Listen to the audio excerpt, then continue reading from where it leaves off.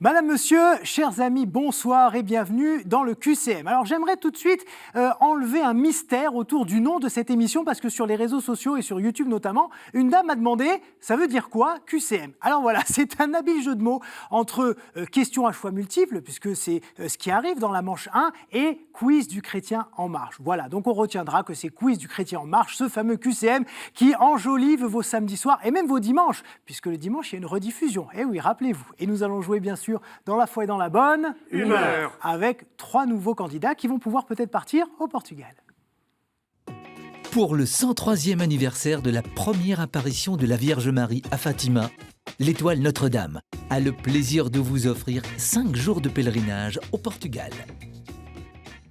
Mais avant de mettre un pied dans l'avion, il faut mettre les 2 pieds dans mes questions. Et c'est tout de suite.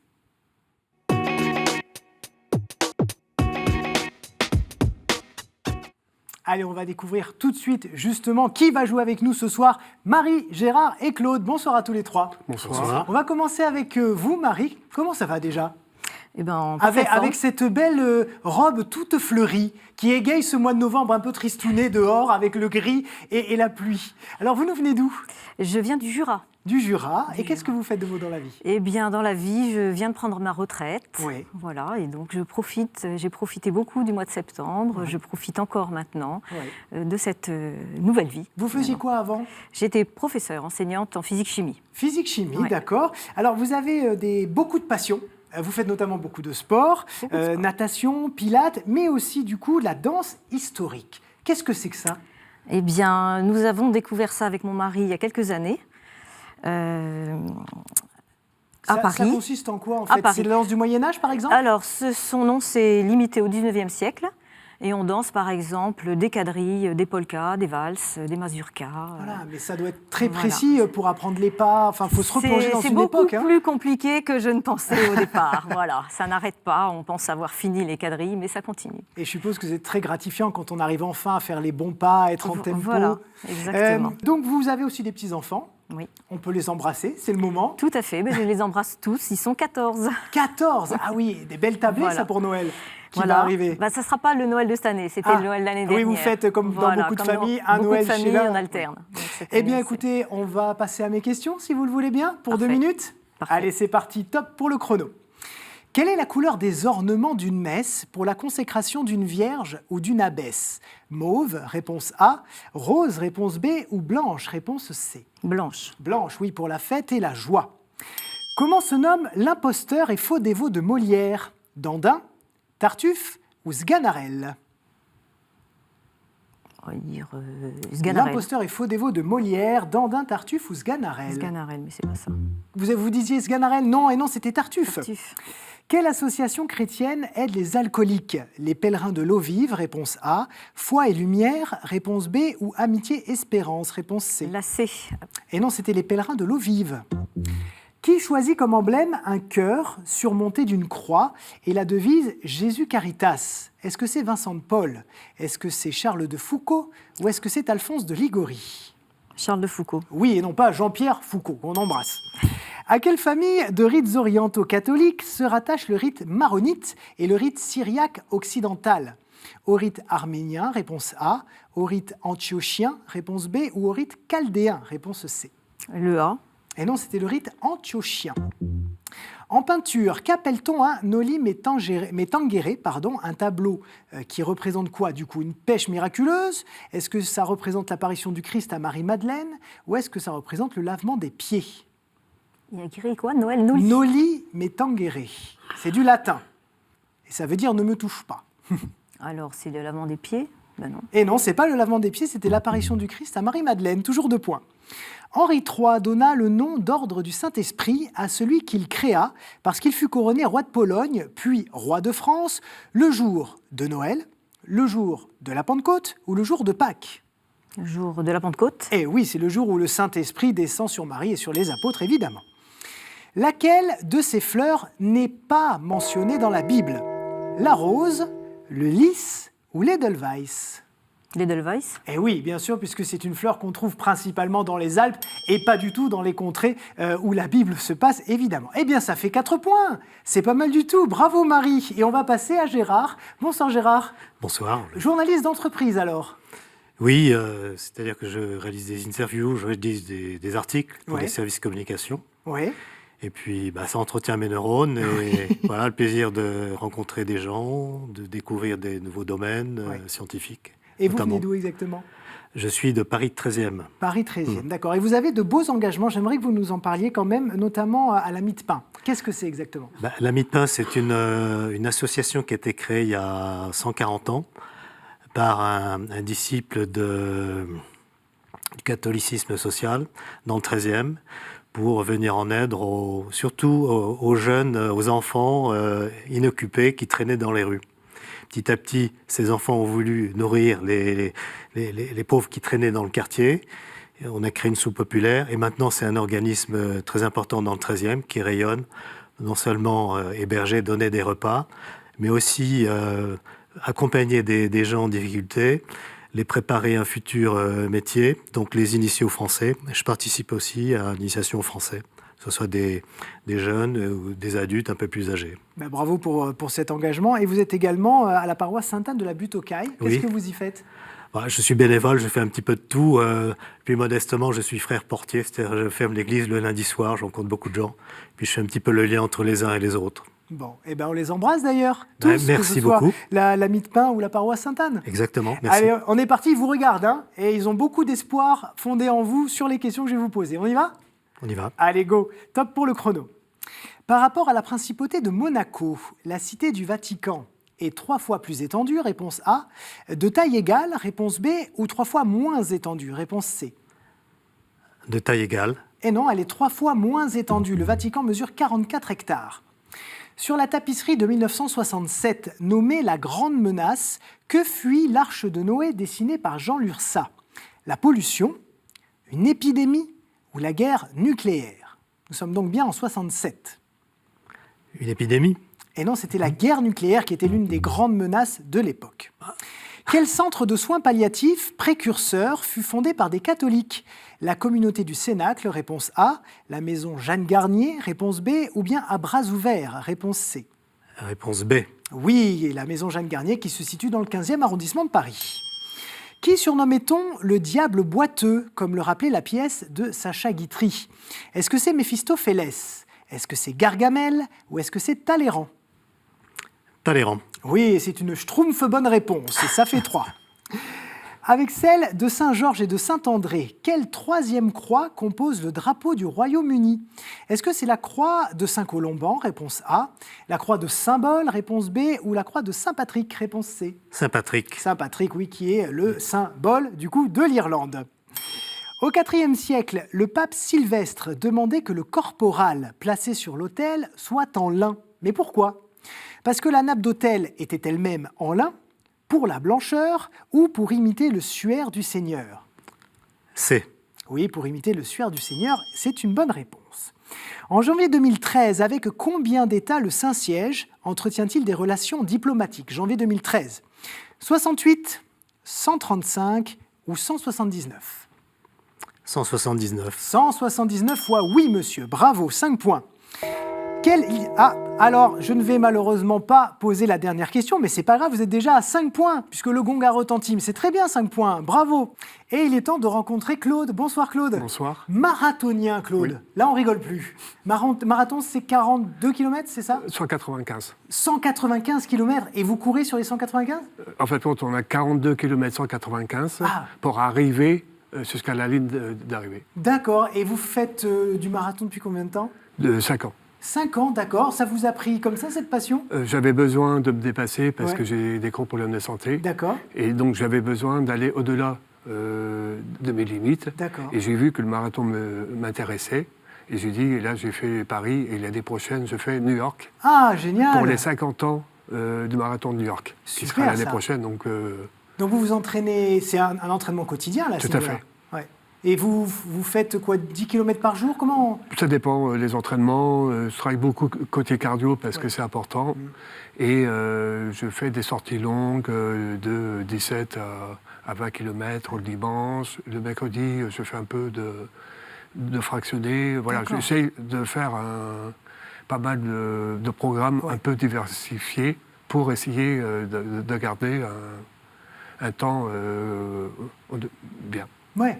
Alors, on ne l'a pas dit, mais vous êtes à Paris, enfin vous habitez à Paris, mais vous êtes lyonnais de base, un Gaune. Oui.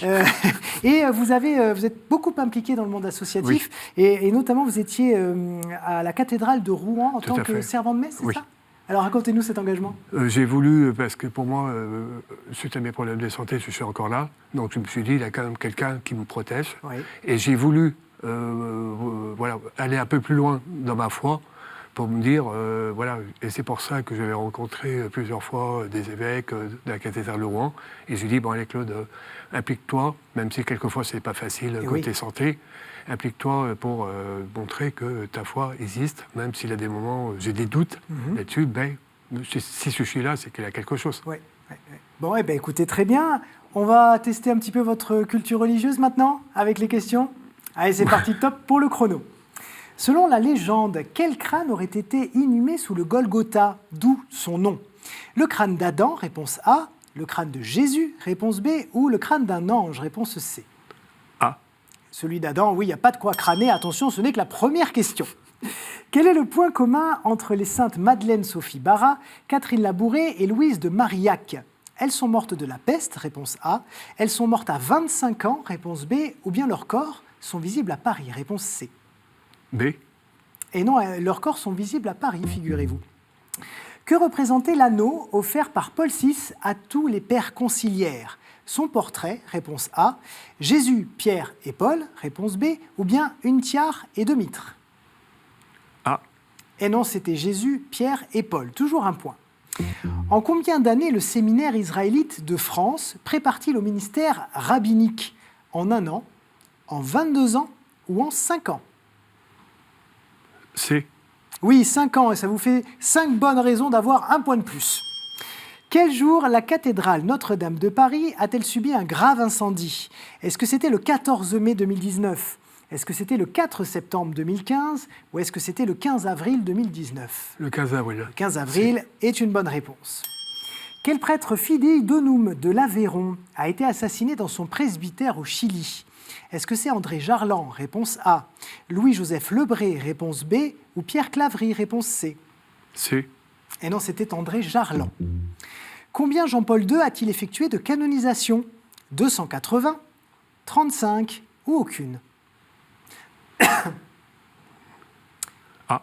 Et non, aucune, parce qu'en fait, il n'a régné que 3 mois. Quel était le prénom de la mère de Thérèse de Lisieux? Est-ce que c'est Pauline? Est-ce que c'est Zélie?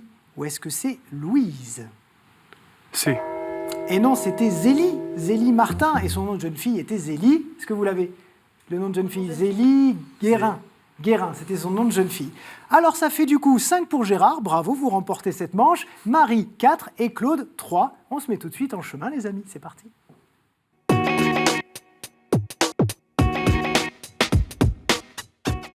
Et vous savez que le décompte des points de la manche 1 est importante, puisque du coup, Gérard va devoir choisir 2 thématiques et Marie, une parmi celles que je vous propose immédiatement tout de suite maintenant.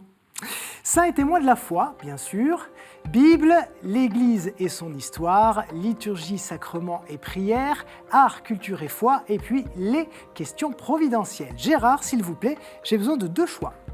Saints et témoins de la foi. Saints et témoins de la foi. Art, culture et foi. Parfait. Marie, s'il vous plaît, une thématique. Liturgie, sacrement et prière. C'est bien noté. Les scores reviennent maintenant à 0. Tout le monde a la chance de venir avec moi en finale. On oublie ce qui s'est passé en manche 1. Et maintenant, c'est les mains sur le buzzer, les amis. En faisant toujours très attention à bien buzzer au bon moment, puisque si ce n'est pas la bonne réponse, vous êtes éliminé jusqu'à la fin de la question. Saints et témoins de la foi, c'est parti. Abbé de Saint-Oyan de Joux.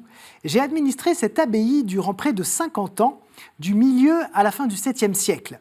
Je fus ensuite élu évêque de Besançon et le restai 7 ans, sans doute évêque claustral.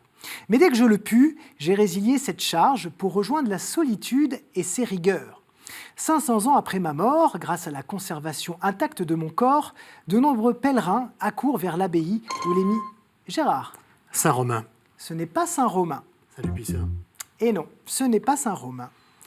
Grâce donc à la conservation intacte de mon corps, de nombreux pèlerins accourent vers l'abbaye où les miracles se multiplient. Le monastère et le village voisin ont pris mon nom et le diocèse s'est placé sous mon patronage. La capitale du Jura porte ce nom. C'est vous, Marie, qui êtes du Jura ? Oui, je suis buguée. Et la capitale Saint-Claude, je pense. Mais oui, c'est Saint-Claude, exactement. Alors là, pour le coup, on ne l'avait pas prévu que Marie soit du Jura. C'est effectivement la capitale du Jura, Saint-Claude. Et ça fait 1 point, bravo. Art, culture et foi maintenant, les amis. Je suis le nom d'une commune de Seine-et-Marne et d'une autre dans le Val-de-Marne où se trouve le château lié à une famille illustre. Je suis donc le nom de famille de plusieurs diplomates dont l'un s'attacha au maréchal Lyautey, fut résistant, 2 fois ambassadeur de France près le Saint-Siège et président de l'ORTF. Vous connaissez mieux aujourd'hui son neveu, avec lequel les points communs ne manquent pas. Le charme certain, la qualité d'écriture qui les fit élire l'un et l'autre à l'Académie française, la foi catholique et la rédaction de nombreux articles au Figaro. Le premier Gérard. C'est Jean d'Ormesson. Oui, je cherchais effectivement Ormesson. Bravo. Le premier se prénommait Vladimir, le second Jean, et fut l'invité à l'époque d'Emmanuel Dancourt dans l'émission VIP diffusée sur KTO. Effectivement, Ormesson. 1 point Marie, 1 point Gérard, 0 pour Claude. Mais ça va venir. Peut-être là, sur liturgie, sacrement et prière. Je commence toujours par un Kyrie eleison et me termine par une invocation. Je peux accompagner certaines processions, mais on connaît surtout mon usage lors des célébrations les plus solennelles, la veillée pascale, les baptêmes et à la Toussaint. Je suis chanté lors d'un conclave et le fut également lors des obsèques du pape Jean-Paul II en 2005. Lors des ordinations, j'accompagne la prostration de l'ordinant. Je formule de manière répétitive une demande d'intercession à une liste plus ou moins développée de saints. Ah, c'est drôle, je pensais que vous l'auriez, Gérard. La litanie des saints. La litanie des saints, effectivement. Je pensais que vous l'auriez beaucoup plus que ça. Oui, en fait, vous avez buzzé un tout petit peu plus tard que Gérard, qui a été bien plus prompt. La litanie des saints, bravo. On continue tout de suite avec les saints et les témoins de la foi. Certains me fêtent le jour de la mort de mon évêque, d'autres le jour de la mort des 4 derniers d'entre nous. À Lyon, j'ai une fête à moi seul, car je patronne la ville. Tiens, du coup, c'est Claude qui est lyonnais. On a quasiment des questions. Oui, Gérard ? Sainte-Blandine. Sainte-Blandine, exactement. Alors là, ça, c'est beau, parce que la question était loin d'être finie. Donc, je n'étais qu'une petite servante d'Asie mineure, mais j'étais surtout chrétienne. Sous le jardin des plantes de la Croix-Rousse, on a retrouvé l'amphithéâtre des Trois Gaules, où en 177, sous Marc Aurèle, nous avons subi le martyre. Mon nom vient du mot latin qui signifie caressant, et non pas la couleur blanche, Sainte-Blandine de Lyon. 3 Gérard, 1 Marie. Attention, dernière question. Claude, soit vous égalisez avec Marie et on vous départage ensuite, soit malheureusement vous nous quittez. Et ce sera donc sur une question art, culture et foi. On cherche un personnage de fiction créé en 1948 par l'humoriste, écrivain, journaliste et dessinateur italien Giovannino Guarecci. Il est probable que vous ne connaissiez pas mon nom de famille, Tarocci. J'exerçais mon ministère fictif en Émilie-Romagne, une région où l'après-guerre fut en réalité sanglante pour les prêtres. Mes aventures picaresques idéalisent donc le conflit avec le communisme de l'époque. Le succès de ces nouvelles inspira en 19... Gérard. C'est Don Pépone. Et ce n'est pas Don Pépone. Non. C'est un don, mais ce n'est pas Pépone. Le succès de ces nouvelles inspira en 1951 une adaptation franco-italienne au cinéma avec... Fernandel, dans le rôle-titre. Ah, je pensais que ça allait buzzer d'un coup. Donc avec Fernandel dans le rôle-titre, et souvent en dialogue avec le Christ. Marie. Don Camillo. Don Camillo est une excellente réponse. Bah alors, Christ, avec sa voix et son accent incroyable. Don Camillo. Et malheureusement, Claude, vous aviez une chance. Malheureusement, vous ne l'avez pas prise et vous nous quittez. Mais ça a été un vrai plaisir de vous avoir avec nous. Vraiment, bravo Marie, bravo Gérard, vous venez avec moi en finale. Et Claude, vous avez un cadeau. Merci. Sage Distribution a le plaisir de vous offrir le DVD du film La Voix du Pardon et le tome 1 du dessin animé Les Actes des Apôtres. Claude, est-ce que vous avez un bonjour à passer ? La caméra vous attend. Pas de bonjour, pas de bonjour, eh ben c'est pas grave. Moi, je dis bonjour à tous nos téléspectateurs. Et alors, Claude, Gérard et Marie, un autre cadeau pour vous, parce que c'est bientôt Noël, on a envie de vous gâter. Regardez. Pour rendre tout son sens chrétien au temps de l'Avent et faire cheminer les enfants dans la joie de la Nativité, Des Marches vers Noël vous offre ce fabuleux calendrier de l'Avent. Voilà, et si vous aussi, chers téléspectateurs, vous voulez être couverts de cadeaux comme nos candidats, eh bien, il suffit de répondre à une question pour venir jouer sur le plateau du QCM. Regardez, qui se prosterna devant Jésus et pleura en disant « Mon Seigneur et mon Dieu ». Si vous avez la bonne réponse, vous m'envoyez un mail avec vos coordonnées qcm@ktotv.com. Et puis la réponse à la question de la semaine dernière, je vous demandais de quelle ville Jonas annonce-t-il la destruction. Est-ce que vous l'avez ici ? La ville dont Jonas annonce la destruction. Allez-y, Gérard. Oui, Ninive. Ninive, exactement. Voilà, donc si, chers amis, vous m'avez écrit Ninive dans un mail, vous aurez rapidement des nouvelles de nos équipes. Et c'est parti, on y va, le sprint final.